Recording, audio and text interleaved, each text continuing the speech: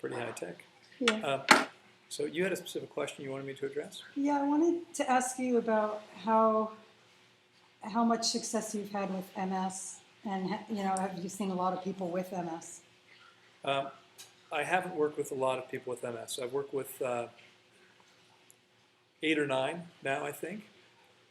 Maybe 10, I may be forgetting somebody, but we've had about one every other year or so. We've had a lot of success. I mean, with a relatively small group of people, success has been pretty consistent. I can tell you a couple of success stories. That'd be good. Some of the most interesting stories we've seen. We had a woman, we were still in the U.S. at the time, and our last location was a beautiful 3-story structure on 17 acres in the mountains. And it was built on the edge of the mountain, so you walked in on the center level, and you could go down a flight, you could go up a flight. And we had 2 guest rooms on the main level. We had 5 guest rooms upstairs, and we had 2 more downstairs. And we had held 18 people there. But most of our rooms, most of our guests had to take a flight of stairs because there were only 4 beds on the first floor. And we had a woman come in who had MS, and her condition had progressed. There's often a lot of lower body issues with MS, weakness, etc. In her case, her symptoms had progressed to the extent that she could not lift her right leg. So she would walk and drag her leg behind her. And when she walked up the stairs, she would use her hands to pick the leg up and then step up with her left foot, or step with the left foot first, then pick the right foot up and bring it up behind her. And, why was she upstairs? Well, at the time, we had 4 other guests who needed to be on the first floor more than she did, as difficult as it was for her. In fact, early in her process, the naturopath who worked with me at the time, or I, would be carrying her up and down the stairs every day because she wasn't really capable of, it became difficult as she got about a week into her fast for her to do it. But at the end of her process, after fasting for 26 or 30 days, I don't recall now, she was walking up the stairs under her own power. So she completely regained the use of her right leg without needing her hands to move her leg up the stairs. And that's a pretty amazing thing to see. We had another woman who was teaching English at the University of California. I forget which campus it was, but one of the big campuses in the California system, which is an amazing school, and was a pretty extraordinary woman because she was completely deaf, born deaf. She was not teaching deaf students. She was teaching hearing students. She could hear nothing. She became such an expert lip reader that she could understand perfectly questions. I mean, we fasted groups of deaf people here. I've had probably 30 deaf clients, and she's fasted with me twice. But most of them, many of them were a little harder to communicate with. As long as she could see your lips, she would understand everything you said. And she had learned to speak clearly enough, which is difficult if you've never heard a sound, that you could understand her as well. And so she was teaching normal hearing students. But her MS, she had no real physical symptoms, nothing significant, even worth mentioning. But it had progressed to the point, and of course, it's a neurological condition. It had progressed to the point that she couldn't think clearly enough to teach anymore. So she had taken early retirement in her 50s. And she came to fast, and she had, at my suggestion, she had booked a fast for 30 days, a 6-week stay. But she was with 3 other deaf women who were all fasting 21 days. And on her 21st day, all of the other women were going to break their fast the next morning. And she came to me and said, I'm going to eat tomorrow too, and I'm going to leave next Saturday. I said, well, why would you do that? And she said, because I'm thinking more clearly than I have for a decade. I've accomplished what I wanted to, and I miss my husband, and all my friends are leaving.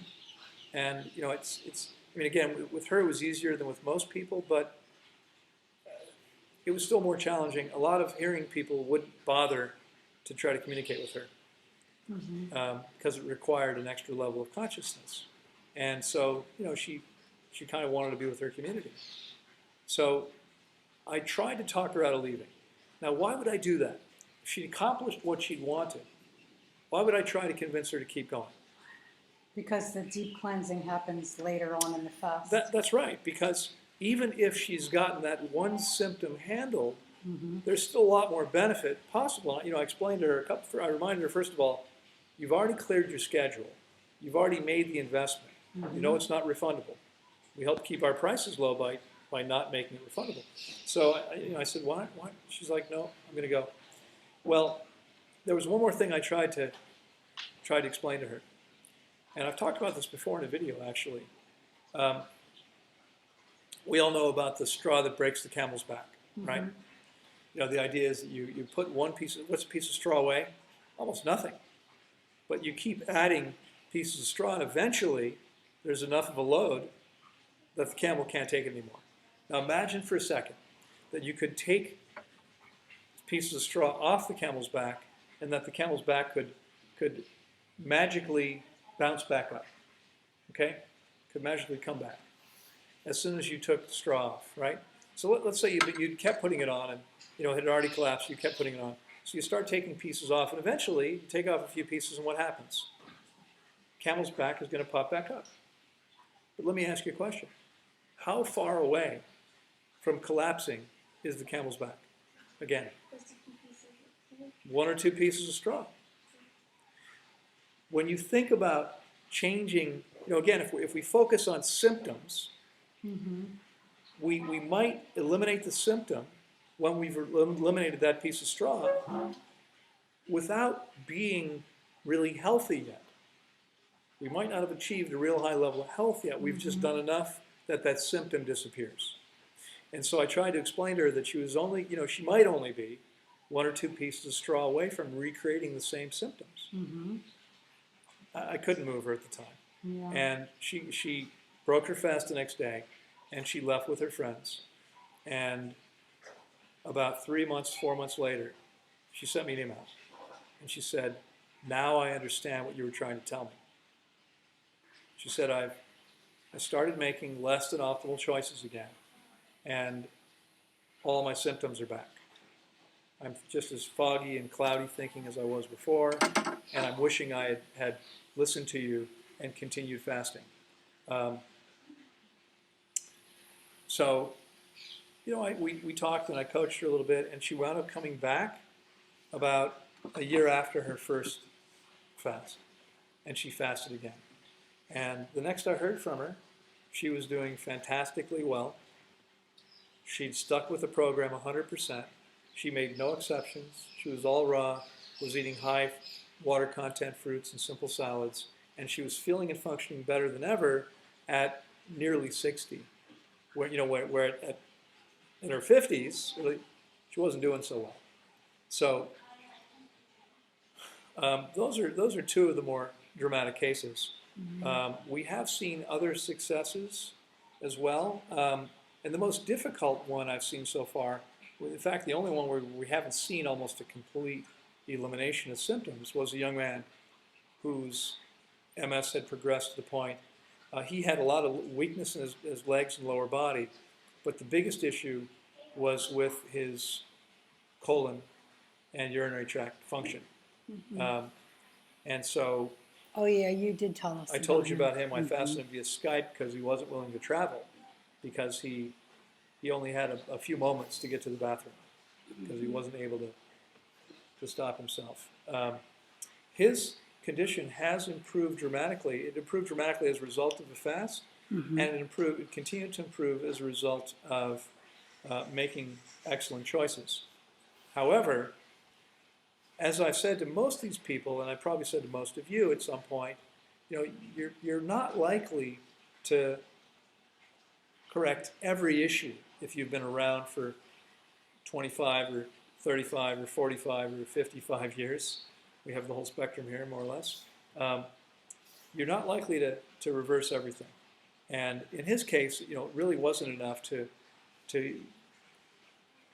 dramatically shift his worst symptoms. He saw a lot of things improve, but those worst symptoms, the worst symptoms were still issues for him.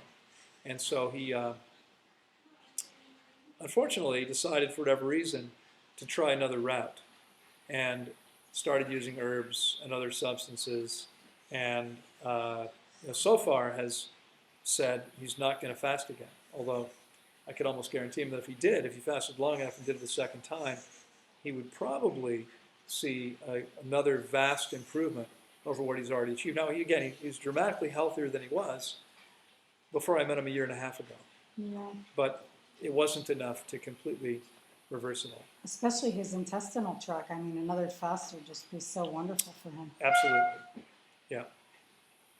So, and there've been other clients with MS who've also seen quite a bit of success, just not situations that I can remember as dramatic as the other ones I've mentioned. Mm-hmm. Thanks, Loren. You talk about fasting and motherhood. I'm sorry, fasting and motherhood? It's like a mother story. Oh,